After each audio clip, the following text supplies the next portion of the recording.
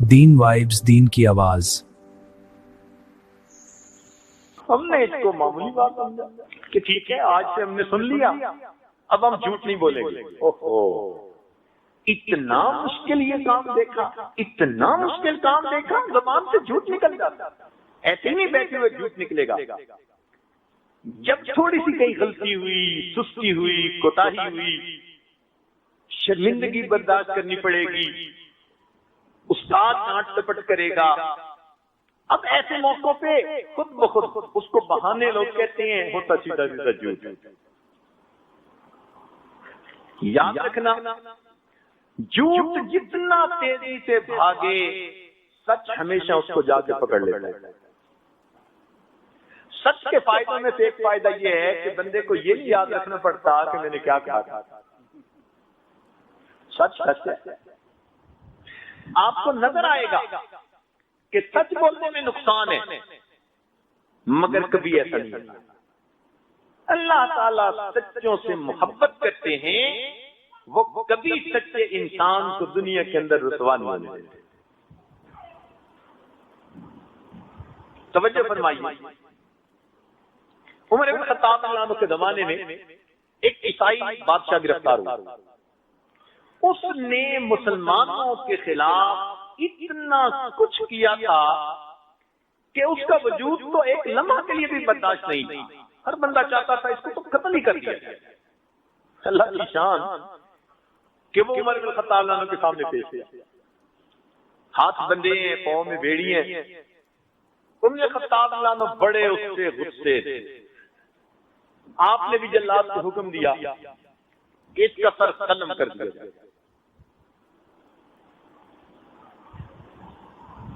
اس نے کہا کہ جی مسلمان تو بڑے رحیم ہوتے ہیں، تو کیا موت سے پہلے میری کوئی خواہش پوری ہو سکتی؟ بتاؤ بھائی۔ اس نے کہا ایک پیالہ پانی چاہیے۔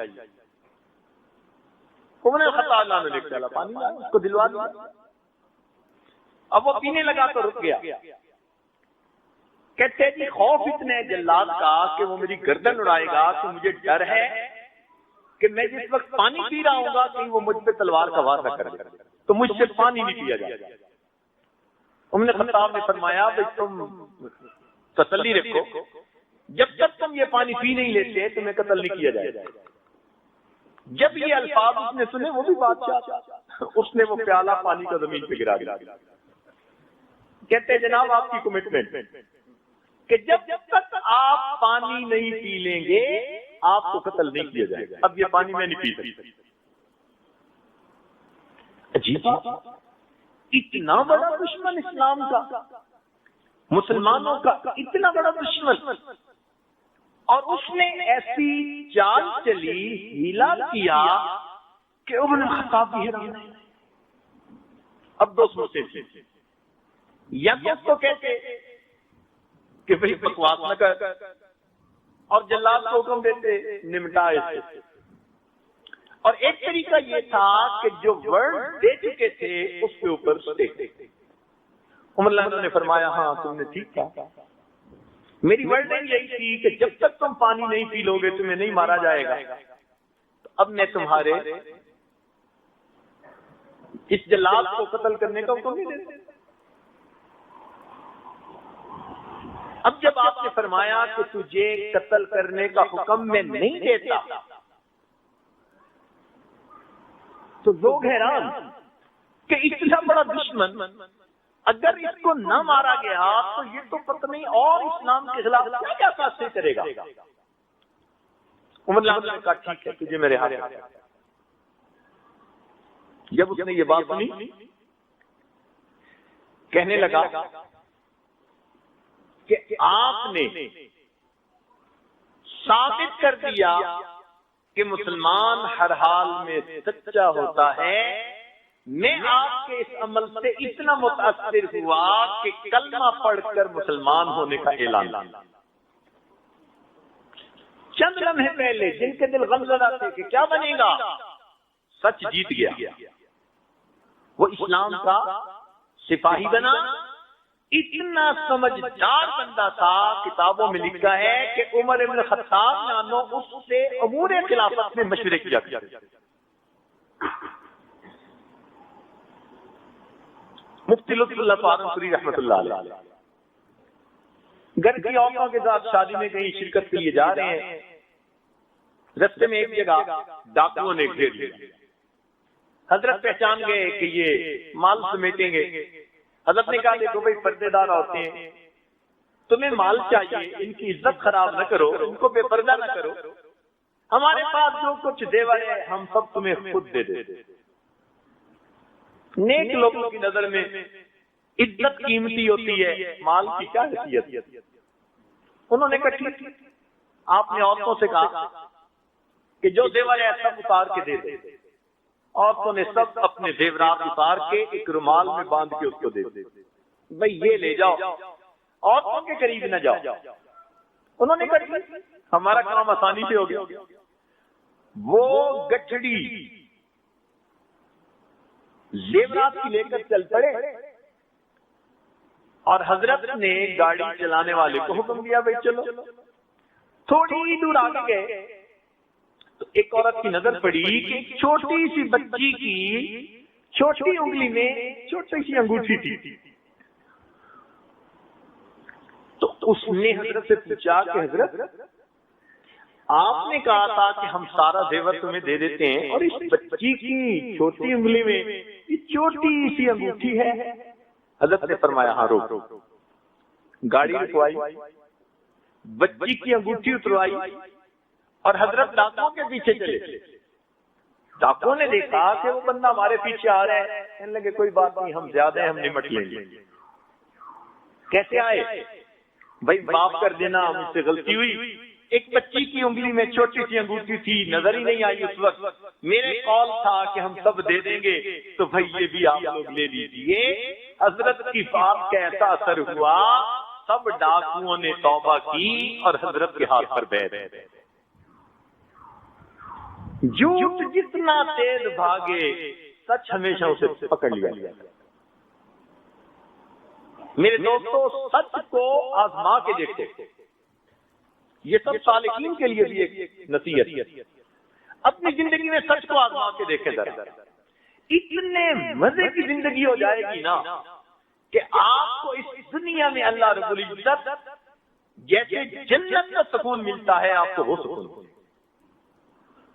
یاد رکھنا، جو انسان ہمیشہ سچ بولتا ہے اللہ رب العزت اس کے اٹھے ہاتھوں کو کبھی رد نہیں کیا گیا۔ یہ زبان سے کبھی جھوٹ نہیں نکلتا، اس کی نکلی ہوئی فریادیں میں کیسے رد کر۔ سچ بولنے پہ محنت، اسی لیے کتابوں میں لکھا ہے پیران پیر حضرت شیخ عبد القادر جیلانی رحمۃ اللہ علیہ جب گھر سے چلنے لگے تو ان کی والدہ نے کیا نصیحت کی تھی؟ بیٹا سچ بول۔ ایک ہی بات کہی تھی، ایک بات نے بچے کو وہ مقام دلوایا کہ اولیاء کی گردنوں پر ان کا پاؤں رکھ۔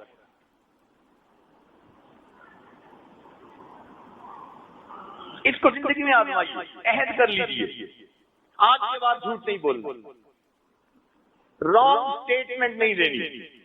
شرمندگی ہوگی تو یہی کی ہوگی، 2 منٹ کی بات ہے، معذرت کر لیں گے، معافی مانگ لیں گے، تسلیم کر لیں گے، ناکی کا مسئلہ ہے۔ مگر سچ کی برکتیں آپ اتنی دیکھیں گے حیران ہو جائیں۔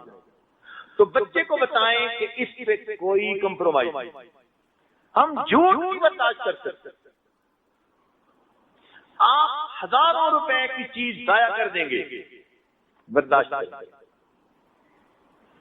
بڑی سے بڑی غلطی کوئی اور کر بیٹھے ہیں، برداشت کریں گے، جھوٹ نہیں برداشت۔ پہلی بات۔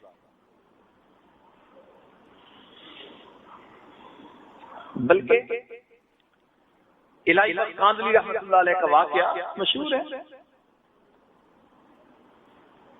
کہ ہندوؤں نے کہا کہ ہم یہاں مندر بنائیں گے، مسلمانوں نے کہا مسجد بنائیں گے۔ پھر مسلمانوں سے انگریز جج نے پوچھا کہ بھئی کوئی بندہ ہے جو درمیان میں گواہی دے اور معاملہ سمٹ جائے؟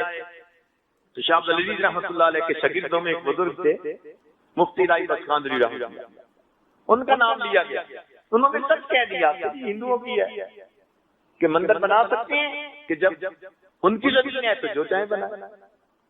انگریز نے فیصلہ لکھا، آج کی اس مجلس میں مسلمان تو ہار گئے مگر اسلام جیت گیا، مسلمان تو ہار گئے مگر اسلام جیت گیا۔ اور یہ ایسی بات تھی کہ اس کو سن کر وہ کافر کہنے لگے کہ جج صاحب آپ نے تو فیصلہ سنا دیا، ہمارا فیصلہ بھی سن لیجئے، ہم کلمہ پڑھ کر مسلمان ہوتے ہیں، اپنے ہاتھوں سے اس جگہ پر مسجد بنائیں۔ جھوٹ جتنا تیز دوڑے سچ ہمیشہ اسے پکڑ لے، بس یہ بات دل میں بٹھا لی۔ اتنی برکتیں سچ کی ہیں نا کہ ہم اس کا الفاظ میں احاطہ نہیں کر سکتے۔ اس لیے ہمارے مشائخ نے کہا کہ دو ہی تو باتیں ہیں جو سلوک طے کرنے کے پر ہیں، ایک رزق حلال اور دوسرا صدق مخافہ۔ اور آج ان دونوں باتوں میں کمی کوتاہی کی وجہ سے روحانی طور پر ہم پیچھے ہوتے ہیں۔ تو خیر ایک بات سچ بول، اور دوسری عادت بچے کے اندر جو پیدا کرنی چاہیے وہ نماز کا اہتمام۔ نماز تو پڑھتے ہیں بچے، بچپن سے اس کو نماز کا اہتمام سکھانا، تسلی سے وضو کرنا، پاکیزگی کا خیال رکھنا، وقت پہ نماز پڑھنی ہے تکبیر اولیٰ کے ساتھ۔ اگر وہ بیٹا ہے اذان کی آواز سنے، بیٹی نے پہلے نماز پڑھنی ہے، کام بعد میں دیکھے۔ تو نماز کو اہتمام سے پڑھنا۔ اس کے اندر ایک فائدہ تو یہ کہ اس بچے کے اندر پاکیزگی آ جاتی ہے، کیونکہ بے نمازی بچہ تو استنجے کا بھی خیال نہیں کرے گا، اور اگر نماز پڑھے گا تو کپڑوں کی پاکیزگی کا خیال رکھے گا۔ تو پاکیزگی بھی آ گئی، وقت کی پابندی بھی آ گئی۔ اگر بچہ باجماعت تکبیر اولیٰ سے نماز پڑھے گا تو وقت کا پابند رہے گا۔ پتہ ہوگا امی بھی نوٹ کر رہی ہے، ابو بھی پوچھیں گے، اور جھوٹ بول نہیں سکتا۔ اس لیے مومن سب کو جو سکتا ہے جھوٹا نہیں ہو سکتا۔ تو دوسری بات، نماز کے اہتمام پر محنت کیجیے۔ اس سے راضی نہ ہو کہ نماز پڑھتا ہے، نہ فرق ذرا سمجھنے کی کوشش فرمائیں۔ اس سے خوش نہ ہو جائیں کہ بچی نماز پڑھتی ہے اور بچہ نماز پڑھتا ہے، نہیں، نماز کا اہتمام۔ اس لیے بچے کو دیکھیں کہ جلدی جلدی نماز پڑھ رہا ہے تو نہیں، اس پہ کمپرومائز نہیں ہے۔ بچپن سے اس عمل کی اہمیت اس کے دل میں بیٹھے، اس میں کوئی ایک ہی فیکٹری نہیں چل رہی۔ مجھے نماز پرسکون ہو کر پڑھنی ہے، تسلی سے پڑھنی۔ تو اگر آپ نماز کا اہتمام اس کو سکھائیں گے تو آٹومیٹکلی اللہ تعالیٰ کے ساتھ ایک قرب کا رشتہ اور تعلق اس بچے کا ڈیولپ ہونا شروع ہو جائے گا۔ بچے کو بتائیے کہ بھئی آپ نے نماز تو پڑھی، کس کیفیت کے ساتھ پڑھی؟ تو جب بچپن سے یہ سنے گا کہ ابو بھی کہتے تھے کس کیفیت کے ساتھ پڑھی، تو اس کو پتہ چلے گا کہ یہ بھی زندگی کا کوئی مقصد ہے۔ آج تو اس مقصد کو ہم بھولتے ہی چلے جا رہے ہیں کہ ہم نے بھی ان تعبد اللہ کأنک تراہ فإن لم تکن تراہ فإنہ یراک۔ چنانچہ گھر میں عورتیں نماز پڑھ لیتی ہیں، اس بات سے نیک لوگ خوش ہو جاتے ہیں جی بیوی نماز پڑھتی ہے۔ کبھی ہم نے اس سے یہ بھی پوچھا کہ کس کیفیت کے ساتھ پڑھتی ہے؟ خلق الموت والحیات لیبلوکم ایکم احسن عملا۔ ایک نماز اگر ایسی پڑھ لی نا 2 رکعت، من صلی رکعتین، حدیث پاک میں ہے جس بندے نے 2 رکعت اس طرح سے پڑھی کہ اس کے نفس میں کوئی باہر کی دنیا کا وسوسہ نہیں آیا، غفر لہ ما تقدم من ذنبہ، 2 رکعت پر اللہ پچھلے سب گناہوں کو معاف فرما دے۔ تو اس پر نماز کے اہتمام پر کنسنٹریٹ کیجیے۔ بچے کو وضو کرتے ہوئے دیکھیے صحیح کر بھی رہا ہے یا نہیں، اس کی پاکیزگی کے بارے میں اس سے پوچھیے، بھئی آپ کیسے طہارت کرتے ہو اپنے جسم سے؟ آپ حیران ہو جائیں گے. بڑی بڑی عمر کے بچے وہ بس نام بناتے ہیں جی نماز پڑھ رہے ہیں، اور اس کوتاہی کی وجہ سے جو نماز کی برکتیں بندے کو ملنی ہوتی ہیں وہ اس بچے کو مل نہیں رہی.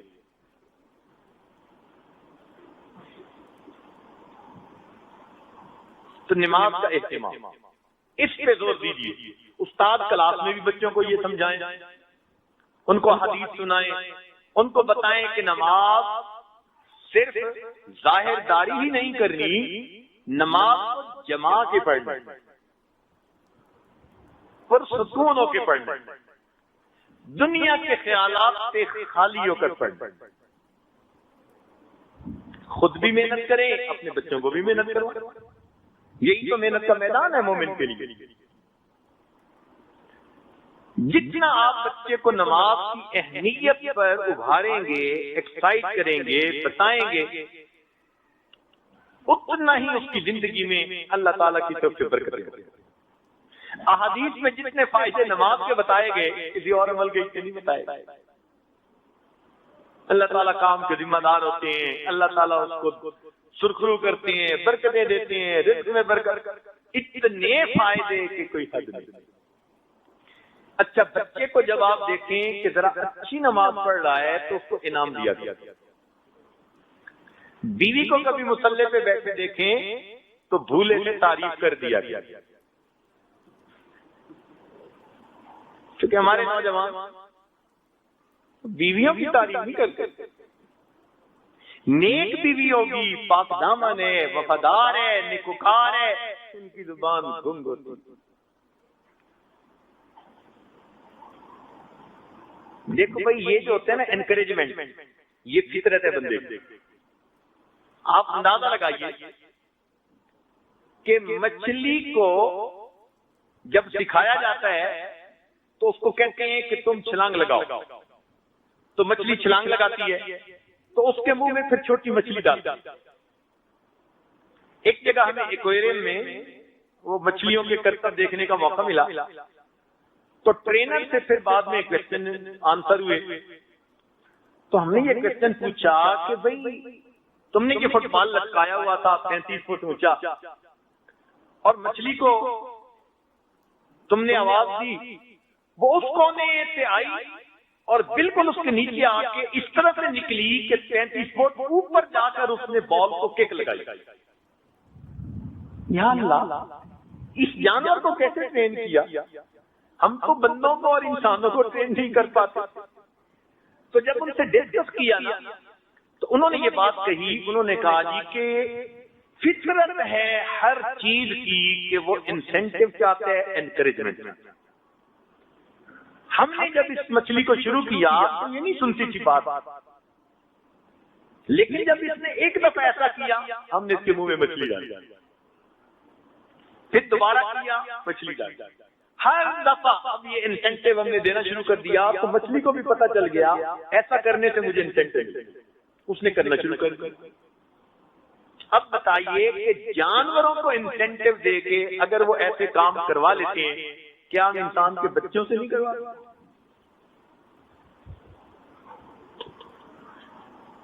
بچہ بھی انسینٹیو چاہتا ہے، عورت بھی انسینٹیو چاہتا ہے. آپ جائز کام میں اس کی تعریفیں کیجیے. کبھی آپ گھر آئے، اس کو مصلی پہ تلاوت کرتے دیکھا، تسبیح پڑھتے دیکھا، آپ تعریف کیجیے، دل کھول کے تعریف کیجیے کہ مصلی پہ بیٹھی تو مجھے بہت اچھی لگتی ہے، آج میں دیکھ کے میرا دل خوش ہو گیا، آج میں بہت خوش ہوں آپ کو اس طرح دیکھ کے. آپ دیکھیے آٹومیٹکلی آپ کی اہلیہ مصلی کے اوپر بیٹھنے کی پابند ہوتی چلی جائے. تو یہی حال بچے کا کہ جب بچے کو آپ دیکھیں کہ اچھا وضو کیا، صاف رہتا ہے، سچ بولتا ہے، اس کو انسینٹیو دیا، اس کو انعام دیا. انعام کی مقدار کا نہیں ہوتا، انعام کا لفظ بھی اللہ کا انعام ہے. کہہ دو نا جی کہ میں انعام دوں گا، فطرت ہے، اسی سے خوشی ہو جاتی ہے. تو پہلی بات سچ بولنے کی تلقین، اور دوسری بات نماز کا اہتمام، اور ان کو بتائیں کہ اس پہ کوئی کمپرومائز نہیں، اس پہ ہم کوئی آپ کی کمزوری برداشت نہیں کر سکتے۔ تیسری بات، بچوں کو خدمت کی اہمیت سمجھائیں۔ کام کاج جو گھر کے کیے جاتے ہیں اس پر کیا اجر ملتا ہے، ماں کی خدمت، باپ کی خدمت، بڑوں کی خدمت، استاد کی خدمت، خدمت کا جذبہ بچپن سے بچے کے دل میں ڈال دیا۔ مان لیا کہ آپ ملٹی ملینر ہیں، آپ کے گھر میں کام کرنے والے 1 درجن نوکر موجود ہیں، مگر بچے کو کہیں کہ اپنے کام خود کرے بلکہ دوسروں کے بھی کام یہ کر کے دکھائے۔ بچپن سے اس کو شہزادہ بنا دیا، آپ نے بچے کو خراب کر دیا۔ آج تو پانی کا گلاس بھی نہیں خود پی سکتے بچے، وہ بھی دوسرے کو کہتے ہیں کہ لائیے۔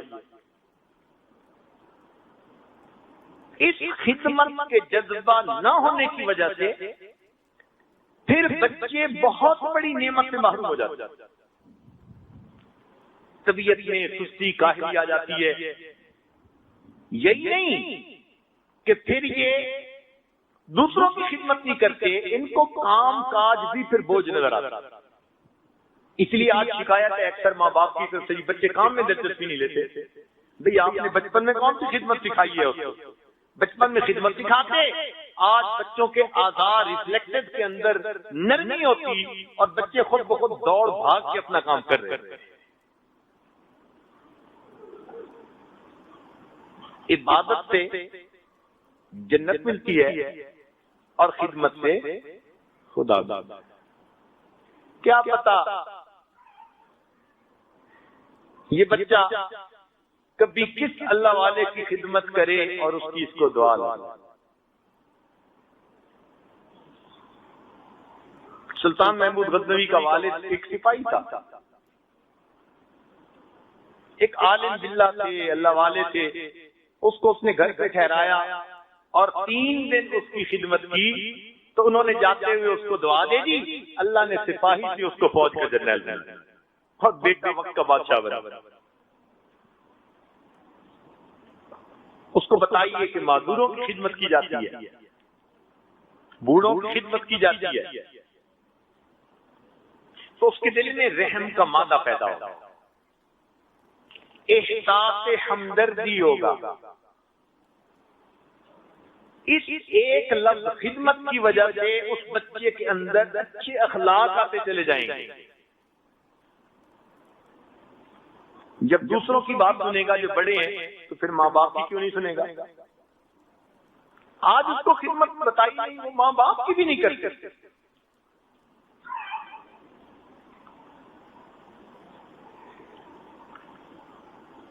مثلاً ہمیں بچپن میں ہی ماں باپ کی خدمت کی اہمیت بتائی، تو بچپن سے ٹریننگ ہی ایسی ہوئی کہ اس عادت کو یاد نہیں پڑتا کہ زندگی میں ایسا ہوا ہو کہ والدہ کھڑی ہے اور میں بیٹھا ہوں، کبھی ایسا نہیں ہوا۔ پوری زندگی ایسی گزری، پہلے والدہ بیٹھے گی پھر ہم بیٹھے گے۔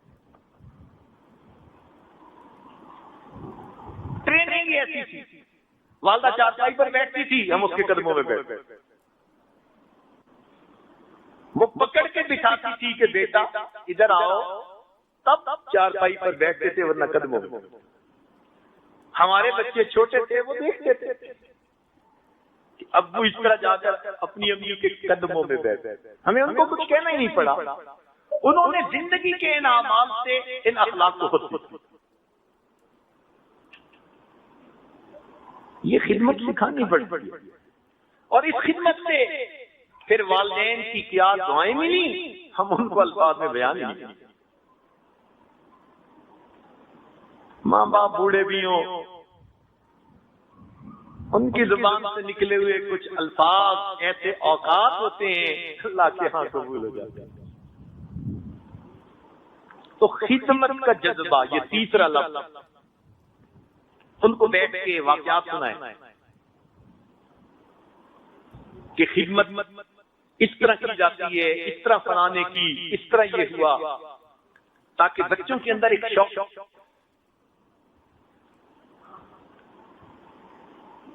ہمارے ایک دوست تھے، توجہ سے بات سنیے جو کہ میں مکمل کرنا چاہ رہا ہوں. وہ ایک بڑے بزرگ تھے، ان کے گھر میں گئے، بات ذرا توجہ سے سنیے. تو وہ جو میزبان تھے ان کا ایک بیٹا تھا، 9-10 سال کا. انہوں نے اس کے ذمہ لگا دیا کہ بیٹا آپ نے اس مہمان کی خدمت کرنی. یہ خود بڑے نیک، دیندار، متقی، پرہیزگار اور ایک بڑے یعنی کمپنی کے ڈائریکٹر تھے. اللہ نے دین بھی دیا، دنیا بھی دی تھی. کہنے لگے وہ بچہ ایسا سلیقہ مند، ہر چیز اس نے تیار کی ہوئی، وقت پہ دسترخوان لگاتا اور اس پر برتن رکھتا، کھانا لاتا. مجھے اس کو دیکھ کر محسوس ہوتا کہ ہاں مجھے اس کی بھی ضرورت ہے. میں صبح اٹھتا تو مجھے گرم پانی مل گیا. بچہ ایسا سلیقہ مند، ہر چیز وہ تیار کر کے رکھے. کہنے لگا کہ 2 دن میں اس بچے نے میرا دل مول. میں تمنا کروں کہ کاش میرے بچے بھی ایسے خدمت گزار. وہ آتا اور جو کام ہوتا کر کے چلا جاتا، آتا کام کر کے چلا جاتا. کہنے لگا میرے دل میں خیال آیا کہ آج جو ہے نا یہ آئے گا تو میں اس سے پوچھوں گا کہ اس کو یہ باتیں سمجھائی کس نے. اگلے دن وہ آیا اور اس نے ناشتہ رکھا اور ناشتہ رکھ کے جانے لگا. تو کہنے لگے میں نے جلدی میں اس بچے کو کہا کہ بچہ اگر میری بات سنو، تو وہ کھڑا ہو گیا. میں نے بتاؤ تم سب سے بڑے ہو، تم سب سے بڑے ہو. پوچھنے کا مقصد تھا کہ بھائی تم باپ کے بڑے بیٹے ہو. تو کہنے لگے میں نے جلدی میں جب کہا نا کہ تم سب سے بڑے ہو، تو بچہ تھوڑا سا شرمایا، پیچھے کو ہٹا اور مجھے دیکھ کر مسکرا کے کہتے انکل سچی بات تو یہ ہے اللہ سب سے بڑے. انکل سچی بات تو یہ ہے اللہ سب سے بڑے ہیں. بہن بھائیوں میں میری عمر زیادہ ہیں تو الفاظ ہی نا، مگر ادب اور سلیقہ ہوتا ہے. تو یہ تربیت کہلاتی ہے. تو 3 باتیں ذہن میں رکھیے، ان کو آزما لیجیے.